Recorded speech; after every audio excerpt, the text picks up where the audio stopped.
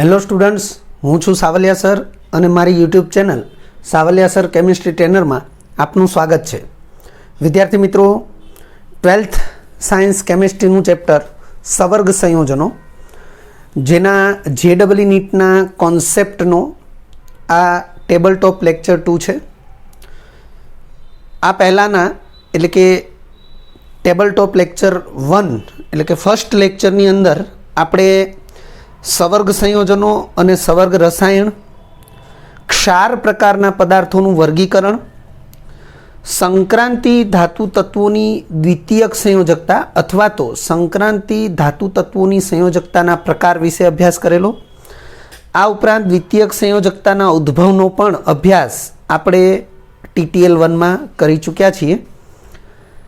આ લેક્ચરની અંદર આપણે સંકીર્ણ સંયોજનનું બંધારણીય માળખું તેમજ વર્નરના સિદ્ધાંતની મર્યાદા અંગે અભ્યાસ કરીશું।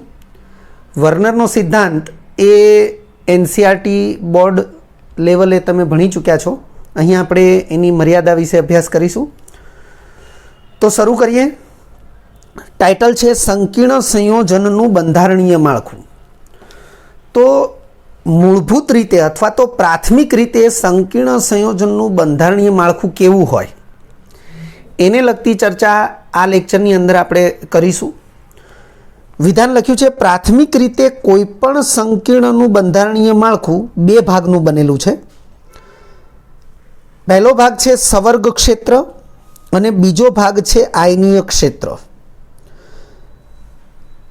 જે પૈકી સવર્ગ ક્ષેત્રના મુખ્ય બે ઘટકો હોય છે, અ કેન્દ્રીય ધાતુ આયન અથવા મધ્યસ્થ ધાતુ આયન પણ કહેવાય છે, તેમજ બ લિગેન્ડ। જેમ આપણે ક્રમ II 1 2 3 આપીએ છીએ એમ અહીં આપણે અ અને બ એ ક્રમ આપેલા છે। તો આટલી જે બાબત છે એના આધારે આપણને કંઈક આવો ખ્યાલ આવે કે સંકીર્ણનું બંધારણીય માળખું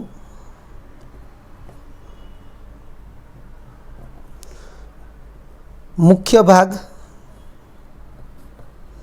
તો મુખ્ય બે ભાગ થયા। પહેલો ભાગ છે સવર્ગ ક્ષેત્ર અને બીજો ભાગ છે આયનીય ક્ષેત્ર। હવે સવર્ગ ક્ષેત્ર છે એના બે ઘટકો છે। એ ઘટકો પૈકી એક ઘટક છે કેન્દ્રસ્થ ધાતુ આયન। કેન્દ્રસ્થ ધાતુ આયન ને મધ્યસ્થ ધાતુ આયન પણ કહેવાય, અને બીજો ભાગ છે લિગેન્ડ। અર્થ કે આપણે સૌથી પહેલાં આ બે ભાગને ભણવા જરૂરી છે। એ ભાગનો એટલે કે ઘટકોનો અભ્યાસ થાય તો એના આધારે સવર્ગ ક્ષેત્રનો અભ્યાસ થાય અને ત્યારબાદ આયનીય ક્ષેત્રનો અભ્યાસ કરીએ ત્યારે સંકીર્ણના બંધારણીય માળખાનો અભ્યાસ એ આપણે પૂર્ણ કરી શકીએ। તો સૌથી પહેલાં લખ્યું છે કેન્દ્રસ્થ ધાતુ આયન। તો સામાન્ય રીતે સંક્રાંતિ ધાતુ પરમાણુ અથવા તેનો ધન આયન એ સંકીર્ણના બંધારણીય માળખા કે જેને આપણે સંકીર્ણ બહુફલકીય અથવા સવર્ગ બહુફલકીય તરીકે ઓળખવામાં આવે છે, આપણે એને આ બે નામથી ઓળખીશું। તો વિધાન ફરીથી, સામાન્ય રીતે સંક્રાંતિ ધાતુ પરમાણુ અથવા તેનો ધન આયન, કારણ કે સંક્રાંતિ ધાતુ પરમાણુ વિચારીએ તો એ તટસ્થ પરમાણુ તરીકે પણ એ કેન્દ્ર સ્થાને હાજર હોઈ શકે, અને ધાતુ છે એટલે ફક્ત ધન આયન સ્વરૂપ જ ધારણ કરી શકે, એટલે અથવા કરીને તેનો ધન આયન એ પણ કેન્દ્ર સ્થાને હાજર હોઈ શકે, અને તેથી આપણે વિધાનમાં આ પ્રકારનો ઉલ્લેખ કર્યો છે। સામાન્ય રીતે સંક્રાંતિ ધાતુ પરમાણુ અથવા તેનો ધન આયન સંકીર્ણના બંધારણીય માળખાના કેન્દ્ર સ્થાને હોય છે। સંકીર્ણના બંધારણીય માળખાના કેન્દ્ર સ્થાને હોય છે, જેને કેન્દ્રસ્થ કે મધ્યસ્થ ધાતુ આયન તરીકે ઓળખવામાં આવે છે। એટલે આપણે સંપૂર્ણપણે જે સંકીર્ણ બંધારણીય માળખું છે એના કેન્દ્ર સ્થાને જે તત્વ અથવા જે ધાતુ આયનની હાજરી વિચારીએ છીએ એ જ ધાતુ આયનને કેન્દ્રસ્થ ધાતુ આયન તરીકે ઓળખવામાં આવે છે. આ કેન્દ્રસ્થ ધાતુ લિગેન્ડ પાસેથી ચોક્કસ સંખ્યા, હવે એ ચોક્કસ સંખ્યા કેટલી હોય તો સવર્ગાંક જેટલી હોય. સવર્ગાંક વિશે આપણે TTL 1માં અભ્યાસ કરી ચૂક્યા છીએ, એટલે TTL 1 વિશેની જે માહિતી છે એ તમને યાદ હોવી જરૂરી છે. તો ફરીથી વિધાન, આ કેન્દ્રસ્થ ધાતુ લિગેન્ડ પાસેથી, હવે લિગેન્ડ શું છે તો એ આપણે જાણીએ છીએ કે લિગેન્ડ એ સવર્ગ ક્ષેત્રનો બીજો ઘટક છે. તો લિગેન્ડ વિશેનો અભ્યાસ એ આગળ આવશે જ. તો આ કેન્દ્રસ્થ ધાતુ લિગેન્ડ પાસેથી ચોક્કસ સંખ્યાના ઇલેક્ટ્રોન યુગ્મો સ્વીકારીને તેટલી જ સંખ્યાના સવર્ગ સહસંયોજક બંધ ધરાવતું સંકીર્ણ બહુફલકીય માળખું તૈયાર કરે છે. વિદ્યાર્થી મિત્રો, આપણે આ બાબતને લગતું કોઈ ઉદાહરણ વિચારીએ. દાખલા તરીકે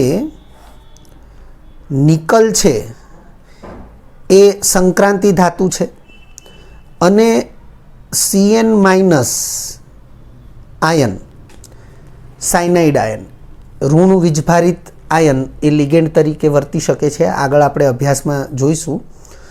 તો એક સંકીર્ણને વિચારીએ કે Ni+2 વીજભારિત આયન એ 4 Cn માઇનસ લિગેન્ડ પાસેથી 4 ઇલેક્ટ્રોન યુગ્મનું સ્વીકાર કરી અને NiCN4 પ્રકારનો એક સંકીર્ણ બનાવે છે અને એનો વીજભાર ફાઇનલી થશે -2, કારણ કે +2 Ni નો છે અને -1 4 વખત Cn લઈએ તો ટોટલ વીજભાર -2 થશે.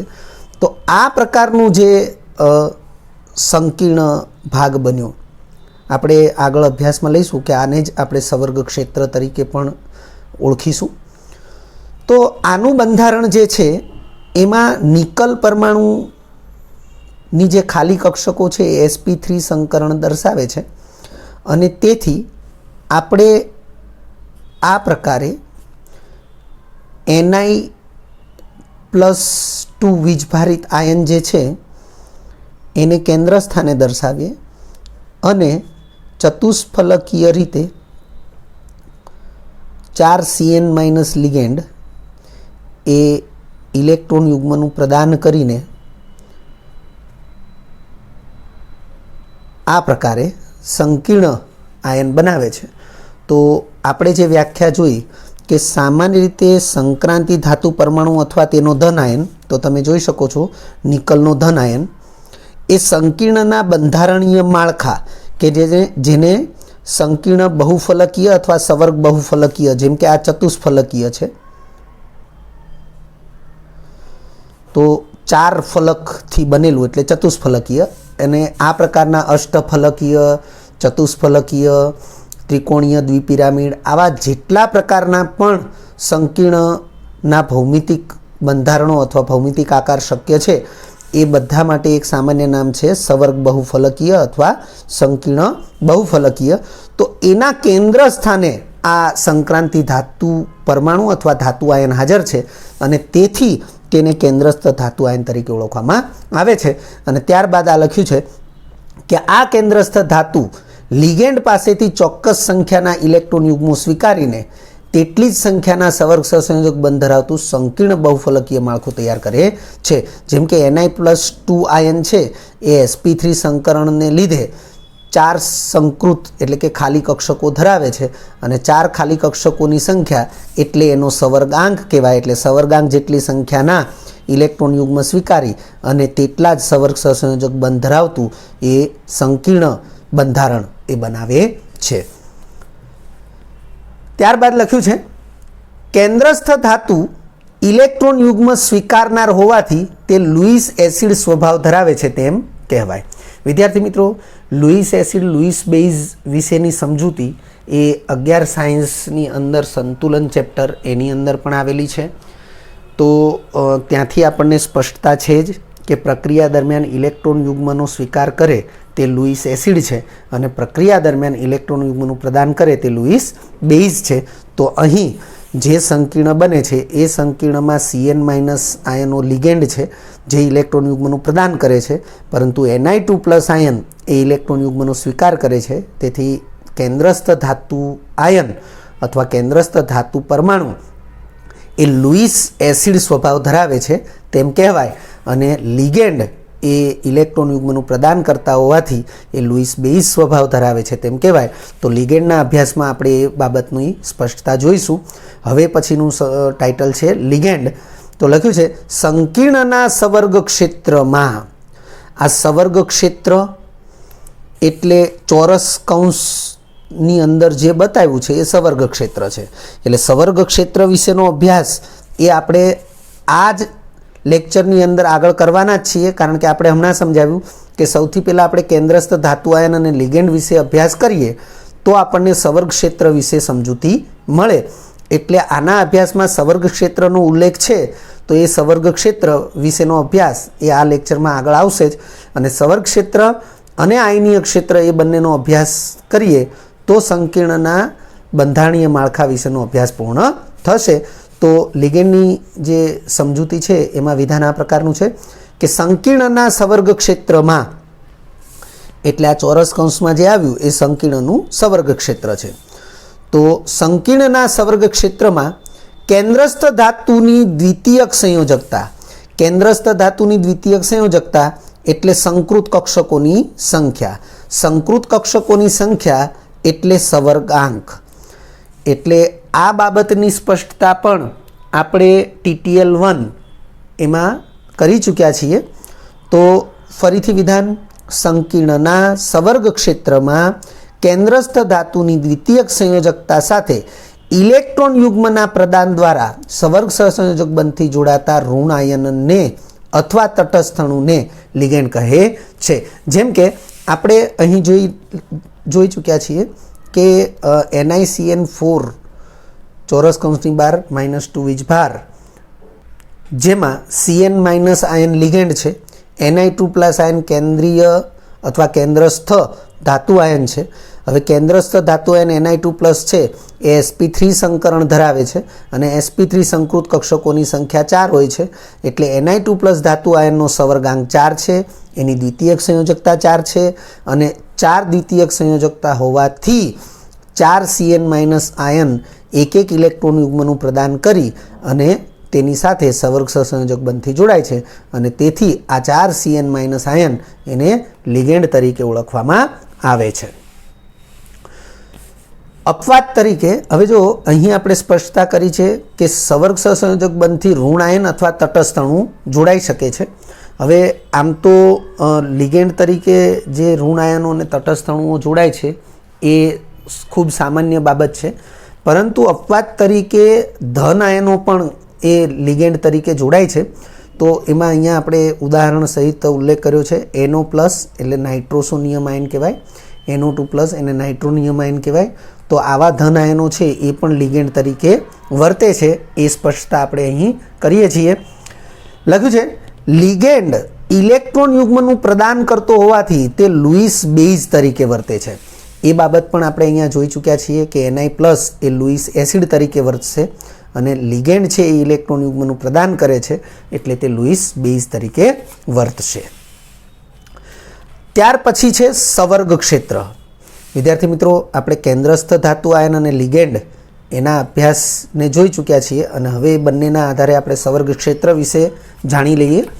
તો સવર્ગ ક્ષેત્ર લખ્યું છે કેન્દ્રસ્થ ધાતુ આયન સાથે લિગેન્ડના જોડાણથી બનતા સંકીર્ણ માળખાને જ સવર્ગ ક્ષેત્ર અથવા સવર્ગ વર્તુળ કહે છે. તેને સવર્ગ પ્રભાવ ક્ષેત્ર પણ કહે છે. વિદ્યાર્થી મિત્રો, આ વિધાન મેં અલગથી લખ્યું છે, તેને સવર્ગ પ્રભાવ ક્ષેત્ર પણ કહે છે, કારણ કે NCERT એ પાઠ્યપુસ્તકની અંદર સવર્ગ પ્રભાવ ક્ષેત્ર શબ્દનો ઉલ્લેખ છે, અને એ સવર્ગ પ્રભાવ ક્ષેત્ર એટલે જ સવર્ગ ક્ષેત્ર અથવા સવર્ગ વર્તુળ. તો તમે જોઈ શકો છો કે કેન્દ્રસ્થ ધાતુ આયન એટલે Ni2+ આયન સાથે લિગેન્ડના જોડાણથી બનતા સંકીર્ણ માળખાને જ સવર્ગ ક્ષેત્ર અથવા સવર્ગ વર્તુળ કહે છે. તેને સવર્ગ પ્રભાવ ક્ષેત્ર પણ કહે છે. અને ત્યાર પછીનું વિધાન કે સંકીર્ણ સંયોજનોના અણુસૂત્રો દર્શાવતી વખતે સવર્ગ ક્ષેત્રને ચોરસ કૌંસમાં દર્શાવાય છે. તો તમે જોઈ શકો છો કે અહીં ચોરસ કૌંસમાં આપણે જે દર્શાવ્યું છે એ સવર્ગ ક્ષેત્ર છે, અથવા આ રીતે ચોરસ કૌંસમાં દર્શાવ્યું છે એ સવર્ગ ક્ષેત્ર છે. વિદ્યાર્થી મિત્રો, સવર્ગ ક્ષેત્રને દર્શાવવા માટે અહીં ઉપરના સ્થાને એક આ પ્રકારનો ઊંધો એલ એ પણ એક સંજ્ઞા જ છે. જો વીજભાર હોય તો વીજભાર પણ એના ઉપર આવી રીતે -2 દર્શાવી શકાય છે. જેમ કે અહીંયા કુલ વીજભાર -2 થશે તો આપણે ચોરસ કૌંસની બહાર અહીંયા -2 દર્શાવીએ, અથવા એ ન દર્શાવવું હોય તો આખો ચોરસ કૌંસ કરવાને બદલે ફક્ત અહીં એક ખૂણો આ પ્રકારે ઊંધો એલ તરીકે દર્શાવીએ અને ઉપર -2 વીજભાર લખીએ. એ પણ એક સંજ્ઞા એ દર્શાવવામાં આવે છે, ઉપયોગમાં લેવામાં આવે છે. આપણે અહીં ઉદાહરણ લખ્યું છે કે ચોરસ કૌંસમાં CO કોબાલ્ટ જે કેન્દ્રસ્થ ધાતુ આયન છે અને NH3 એ લિગેન્ડ છે જેની સંખ્યા 6 છે. ચોરસ કૌંસની બહાર +3 વીજભાર છે. અહીંયા પણ આપણે ઉદાહરણમાં બીજું એક ઉદાહરણ આપણે અગાઉ સમજી ચૂક્યા છીએ કે ચોરસ કૌંસમાં Ni લખ્યું છે, Ni સાથે Cn- લિગેન્ડ છે જેની સંખ્યા 4 છે અને ચોરસ કૌંસની બહાર -2 વીજભાર દર્શાવેલો છે. વિદ્યાર્થી મિત્રો, તો આ પ્રમાણે અહીં સ્પષ્ટતા જે કરેલી છે એના ઉદાહરણો આપણે સ્પષ્ટ કરીએ છીએ કે સંકીર્ણ સંયોજનોના અણુસૂત્રો દર્શાવતી વખતે સવર્ગ ક્ષેત્રને ચોરસ કૌંસમાં દર્શાવાય છે અથવા ચોરસ કૌંસથી દર્શાવાય છે.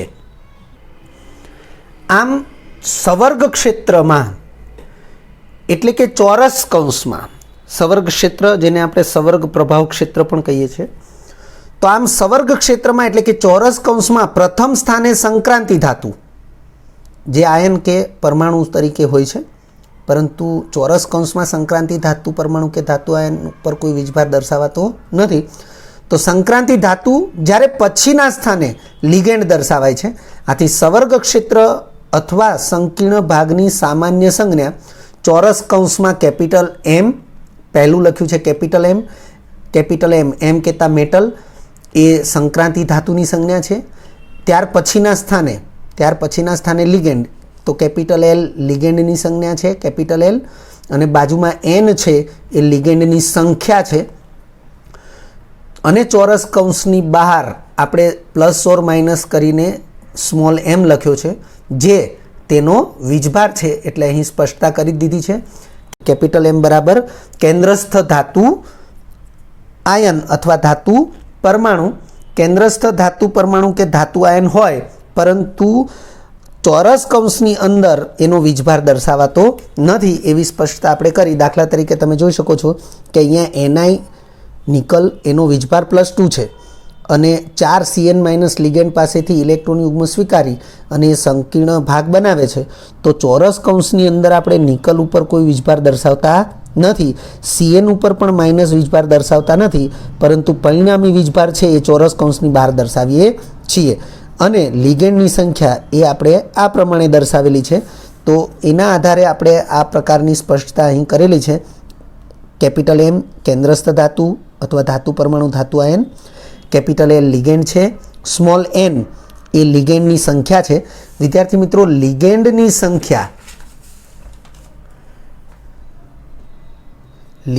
સંખ્યા અને સંક્રાંતિ ધાતુના સવર્ગાંક,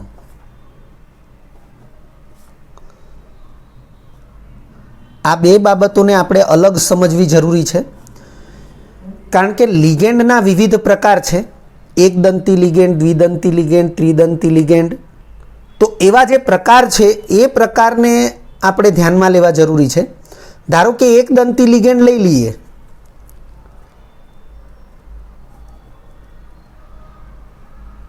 એકદંતી લિગેન્ડ હોય તો લિગેન્ડની સંખ્યા બરાબર સવર્ગાંક લખી શકાય. પરંતુ જો એકદંતી લિગેન્ડ ન હોય તો લિગેન્ડની સંખ્યા ઇઝ નોટ ઇક્વલ ટુ સવર્ગાંક થશે. એટલે એ બાબતને આપણે ખાસ ધ્યાનમાં રાખીશું કે લિગેન્ડની સંખ્યા અને સંક્રાંતિ ધાતુના સવર્ગાંક એ બંને બાબતો એ એક જ નથી, એ બંને બાબતો ભિન્ન છે. ફક્ત ને ફક્ત એક દંતી લિગેન્ડ હોય ત્યારે જ તે બંને આંક સરખા હોય. સવર્ગ ક્ષેત્રમાં હાજર ઘટકો આયનીકરણ એટલે કે વિયોજન પામતા નથી.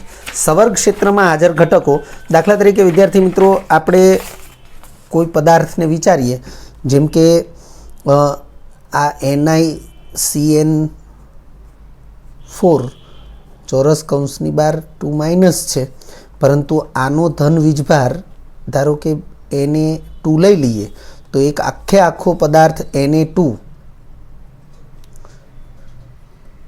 NiCN4 આવો બનશે. હવે જો આને જલીય દ્રાવણમાં ઉમેરવામાં આવે તો 2 Na+ આયનો અલગ થશે અને આ ચોરસ કૌંસવાળો ભાગ, જેને આપણે સંકીર્ણ ભાગ અથવા સવર્ગ ક્ષેત્ર કે સવર્ગ વર્તુળ કહીએ છીએ, એ ભાગ એ આખો અકબંધ રહેશે, એમાંથી ઘટકો છૂટા પડશે નહીં. એટલે કે Ni2+ અને 4Cn- આયનો આવી રીતે છૂટું પડતું નથી. એટલે અહીંયા સ્પષ્ટતા કરી છે કે સવર્ગ ક્ષેત્રમાં હાજર ઘટકો આયનીકરણ પામતા નથી. વિદ્યાર્થી મિત્રો, આ વિધાન જે છે, આવા અનેક વિધાન એ વર્નરના સિદ્ધાંતમાં આવેલા છે. એનસીઆરટી લેવલે અથવા એનસીઆરટી બોર્ડ લેવલે તમે વર્નરનો સિદ્ધાંત ભણી ચૂક્યા છો. આગળ વધીએ. આયનીય ક્ષેત્ર. વિદ્યાર્થી મિત્રો, આયનીય ક્ષેત્ર તો એની સ્પષ્ટતા આવી છે કે સંકીર્ણ સંયોજનમાં સવર્ગ ક્ષેત્રની બહારના ક્ષેત્રને આયનીય ક્ષેત્ર અથવા આયનીકરણ ક્ષેત્ર કહે છે. ફરીથી, સંકીર્ણ સંયોજનોમાં સવર્ગ ક્ષેત્ર, સવર્ગ ક્ષેત્ર એટલે ચોરસ કૌંસવાળો જે ભાગ છે એ સવર્ગ ક્ષેત્ર છે.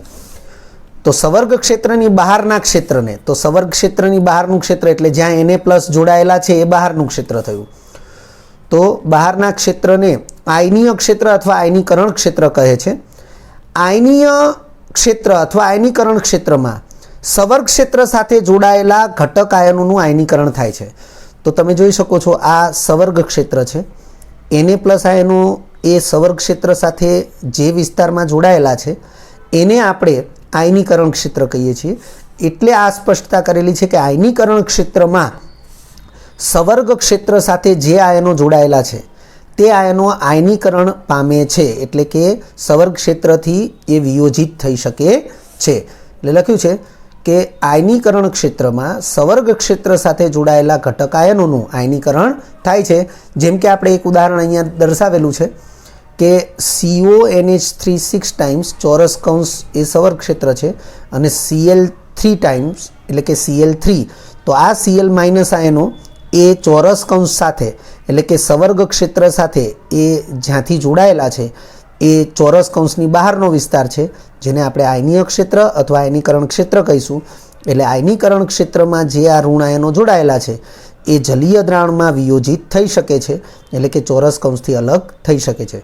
પરંતુ ચોરસ કૌંસની અંદર જે ઘટકો છે એ એકબીજાથી છૂટા પડતા નથી. તો આપણે અહીંયા વિયોજિત આયનો જે છે એ વિયોજિત આયનો નીચે આપણે એની ઓળખ લખેલી છે. જેમ કે ચોરસ કૌંસવાળો ભાગ જે છે એ સંકીર્ણ ભાગ છે અથવા તો સવર્ગ ક્ષેત્ર છે. જ્યારે 3 Cl- આયનો છે એ આયનીય ક્ષેત્ર અથવા આયનીકરણ ક્ષેત્રમાં જોડાયેલા આયનો હતા, એટલે વિયોજિત થયા, જેને આપણે પ્રતિઆયન અથવા કાઉન્ટર આયન પણ કહીશું. આ પ્રતિઆયન અથવા કાઉન્ટર આયન પ્રકારની જે ઓળખ છે એ એનસીઆરટી પાઠ્યપુસ્તકમાં આપેલી જ છે. આગળ વધીએ. અહીં યાદ રાખો કરીને કેટલાક વિધાનો લખ્યા છે. આમ તો આ વિધાનો એ વર્નરના સિદ્ધાંતના વિધાનો જ છે, પરંતુ થોડીક સ્પષ્ટતા કરેલી છે. લખ્યું છે, કોઈપણ સંક્રાંતિ ધાતુ આયનની ખાલી કક્ષકો વચ્ચે વિવિધ પ્રકારના સંકરણ શક્ય હોવાથી જે તે ધાતુ આયનના સવર્ગાંક પણ વિવિધ હોય છે. સવર્ગાંકેતા દ્વિતીયક સંયોજકતા. તો શબ્દો ફરીથી, કોઈપણ સંક્રાંતિ ધાતુ આયનની ખાલી કક્ષકો વચ્ચે વિવિધ પ્રકારના સંકરણ શક્ય હોવાથી, કારણ કે જે પ્રકારનું સંકરણ કરશે, જેમ કે sp3 સંકરણ થાય તો 4 સંકૃત કક્ષકો બને. 4 સંકૃત કક્ષકો બની એનો અર્થ કે સવર્ગાંક 4 છે, એટલે કે દ્વિતીયક સંયોજકતા 4 છે. હવે જો એના બદલે sp3d સંકરણ થાય તો 5 સંકૃત કક્ષકો બનશે. એનો અર્થ સવર્ગાંક 5 અથવા દ્વિતીયક સંયોજકતા 5 છે. એટલે કોઈ એક સંક્રાંતિ ધાતુ આયન છે એ sp3 સંકરણ પણ દર્શાવી શકે છે, sp3d સંકરણ પણ દર્શાવી શકે છે, sp3d2 સંકરણ પણ દર્શાવી શકે છે. આ પ્રમાણે વિવિધ પ્રકારના સંકરણો શક્ય છે અને એ વિવિધ સંકરણો જે શક્ય છે એ ખાલી કક્ષકો ઉપર આધાર રાખે છે. જે પ્રકારની કક્ષકો ખાલી હશે એ પ્રકારનું સંકરણ શક્ય બનશે. ત્યારબાદ વિધાન લખ્યું છે કે સંકૃત કક્ષકો, હવે સંકૃત કક્ષકોની સંખ્યા એટલે દ્વિતીયક સંયોજકતા, એટલે સંકૃત કક્ષકો દિશાકીય ગુણ ધરાવતી હોવાથી, એટલે આપણે બીજા શબ્દોમાં કહીએ તો દ્વિતીયક સંયોજકતા દિશાકીય ગુણ ધરાવતી હોવાથી. વિદ્યાર્થી મિત્રો, 11 સાયન્સની અંદર સંકરણ વિશેનો અભ્યાસ અને સંકરણ વિશેના અભ્યાસમાં આપણને સંકરણની જે લાક્ષણિકતાઓ અથવા સંકૃત કક્ષકોની જે લાક્ષણિકતાઓનો અભ્યાસ કરાવવામાં આવ્યો છે એની અંદર આ બાબત સ્પષ્ટ છે કે સંકરણમાં ભાગ લેતી કક્ષકોની સમમિતિ કરતાં સંકૃત કક્ષકોની સમમિતિ જુદી હોય છે અને એ સમમિતિ જે છે એ અવકાશમાં જે દિશામાં ગોઠવાય છે એને અનુરૂપ સંકૃત કક્ષકો એ દિશાકીય ગુણ ધરાવે છે. એટલે આપણે એ વિધાન ડાયરેક્ટ અહીંયા આ પ્રમાણે જ લખી દીધું છે કે સંકૃત કક્ષકો એટલે કે સંક્રાંતિ ધાતુની દ્વિતીયક સંયોજકતા એ દિશાકીય ગુણ ધરાવતી હોવાથી અનુરૂપ સંકીર્ણ સંયોજન પણ ચોક્કસ ભૌમિતિક આકાર ધરાવે છે. જેમ કે આપણે જાણીએ છીએ કે sp3 સંકરણ હોય તો ચતુષ્ફલકીય આકાર થશે, એવી રીતે sp3d સંકરણ હોય તો ત્રિકોણીય દ્વિપિરામિડ આકાર થશે. અત્યારે આપણે આ માહિતી ઓરલી આપણે જોઈ રહ્યા છીએ. sp3d2 સંકરણ હોય તો અષ્ટફલકીય આકાર થશે, પરંતુ આના પછીના એટલે કે લેટર ઓન આપણે કયા પ્રકારના સંકરણ અને કયા પ્રકારના ભૌમિતિક આકાર હોય એના વિશે પણ અભ્યાસ કરીશું. આગળ વધીએ. તેમ છતાં ભૌમિતિક આકારની ચોક્કસ સમજૂતી માટે સંકીર્ણના ચુંબકીય ગુણધર્મને જાણવો જરૂરી છે. કારણ કે ચુંબકીય ગુણધર્મ એ એક જ પ્રકારના સંકરણ માટે જો બે ભિન્ન ભૌમિતિક આકાર શક્ય હોય તો એ ભિન્ન ભૌમિતિક આકાર પૈકી કયો આકાર શક્ય છે, અથવા એક જ ભૌમિતિક આકાર માટે બે ભિન્ન સંકરણ શક્ય હોય તો તે પૈકી કયું સંકરણ શક્ય છે એની માહિતી ફક્ત ને ફક્ત ચુંબકીય ગુણધર્મને આધારે મળશે. એટલે અહીં સ્પષ્ટતા કરી છે કે ભૌમિતિક આકારની ચોક્કસ સમજૂતી માટે સંકીર્ણના ચુંબકીય ગુણધર્મને જાણવું જરૂરી છે. ફરીથી કે તેમ છતાં ભૌમિતિક આકારની ચોક્કસ સમજૂતી માટે સંકીર્ણના ચુંબકીય ગુણધર્મને જાણવું જરૂરી છે. વર્ણના સિદ્ધાંતની મર્યાદા. વિદ્યાર્થી મિત્રો, વર્ણના સિદ્ધાંતની અભિધારણાઓ વિશે તમે પરિચિત છો. અહીં વર્ણના સિદ્ધાંતની 2 મર્યાદાઓ આપેલી છે. લખ્યું છે આ સિદ્ધાંત નીચેની બાબતોને સ્પષ્ટ કરી શકતો નથી. પહેલી બાબત, શા માટે અમુક ચોક્કસ તત્વો જ સવર્ગ સંયોજનો બનાવી શકે છે. જેમ કે આપણે જાણીએ છીએ કે સંક્રાંતિ ધાતુ તત્વો સવર્ગ સંયોજનો બનાવી શકે છે. હવે એ સવર્ગ સંયોજનો બનાવી શકે છે એની સમજૂતી એ આપણને આપવામાં આવી છે અથવા તો આપણે જાણીએ છીએ, પરંતુ વર્ણના સિદ્ધાંતથી એ સ્પષ્ટતા થતી નથી. બીજા નંબરે, શેના આધારે આવા સંયોજનો એટલે કે સંકીર્ણ સંયોજનો ચોક્કસ ચુંબકીય ગુણ ધરાવે છે તેમજ પ્રકાશીય ગુણ ધરાવે છે. તો ચુંબકીય ગુણ શેના લીધે ધરાવે છે એ બાબત આપણે જાણીએ છીએ. ડી અને એફ વિભાગના તત્વોમાં ચુંબકીય ગુણ માટે ડી કક્ષકમાં અયુગ્મિત ઇલેક્ટ્રોનની સંખ્યા જવાબદાર છે અને એને અનુરૂપ ચુંબકીય ચાકમાત્રા મ્યુનું મૂલ્ય પણ મેળવી શકાય છે. પરંતુ એ સમજૂતી એ અલગ છે. વર્ણના સિદ્ધાંતમાં એ સમજૂતીનો કોઈ સમાવેશ નથી. તો લખ્યું છે શેના આધારે આવા સંયોજનો એટલે કે સંકીર્ણ સંયોજનો એ ચોક્કસ ચુંબકીય ગુણ અને પ્રકાશીય ગુણ ધરાવે છે. વિદ્યાર્થી મિત્રો, પ્રકાશીય ગુણ વિશેની માહિતી તો હેલો આલ્કેન અને હેલો એરિન સંયોજનો એની અંદર પ્રકાશીય ગુણધર્મો વિશેની માહિતી તમે મેળવી ચૂક્યા છો.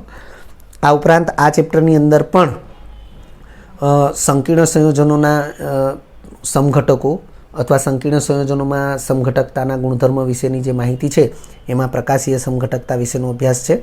તો ત્યાં એ પ્રકાશીય સમઘટકતા શેના લીધે છે એની સમજૂતી છે. તો એ સમજૂતી અથવા તો એવો ખુલાસો એ વર્નરના સિદ્ધાંતમાં ક્યાંય નથી. એટલે લખ્યું છે કે શેના આધારે સંકીર્ણ સંયોજનો એ ચોક્કસ ચુંબકીય ગુણ અને પ્રકાશીય ગુણ ધરાવે છે. આ બે પ્રશ્નોનો ખુલાસો અથવા બે પ્રશ્નોની સ્પષ્ટતા એ વર્નના સિદ્ધાંતમાં નથી, જે તેની મર્યાદા છે. વિદ્યાર્થી મિત્રો, જો તમને આ વિડીયો લેક્ચર ગમ્યો હોય તો લાઇક આપજો, શેર કરજો અને સબસ્ક્રાઈબ પણ કરજો. અગાઉના લેક્ચરનું રિવિઝન અને પાઠ્યપુસ્તકનું વાંચન કરતા રહેજો. આ લેક્ચર અંગે કોઈપણ ડિફિકલ્ટી હોય તો મને વોટ્સઅપ કરી શકાય. આભાર. ફરી મળીશું નવા વિડીયો લેક્ચરમાં.